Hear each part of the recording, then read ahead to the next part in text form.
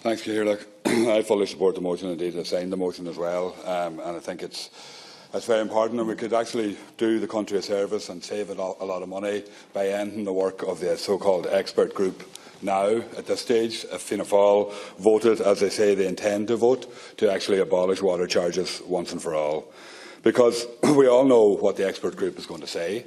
They're going to come back and say that water charges should be maintained, and it will be very interesting then to see the twisting and the turning that Fianna Fáil will do over that debate. And I would imagine the debate on that report will probably be delayed and possibly even delayed until after the next general election, because Fianna Fáil will avoid making that decision until they're in government, and then they'll do another U-turn and ensure that they try and get water charges back in again.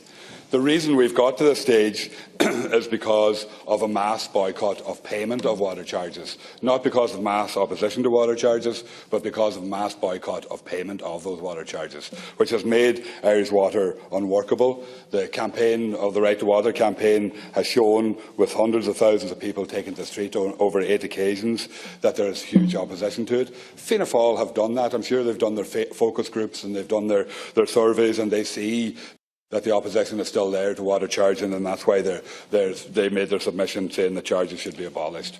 And they can see that coming. And the campaign is as strong as it ever has been when you look at the crowds that took to the streets in Dublin last Saturday week to continue keeping the pressure on in relation to the abolition of the charges.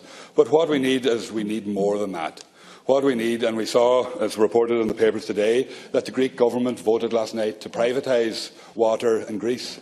And ultimately that is the aim of the Fine Gael government, of Fianna Fáil, of the European Commission, is to ensure that water and public utilities are privatised into the future. And that is the reason why we have a hugely expensive investment and metering programme taking place across the country through Irish Water. And it's interesting to note that Deputy O'Sullivan's contribution earlier on, where she said that Irish Water came in to replace the shared services in her estate that had lead connections. But they only replaced the shared services. Why was that? Because they couldn't charge and they couldn't bill people on shared services. That's why. They didn't care about the people on lead connections who had individual services, because they can bill those. So they replaced the targeted shared services so they could issue bills for those people.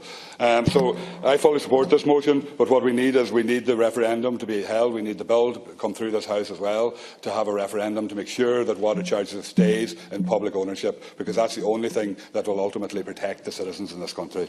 Deputy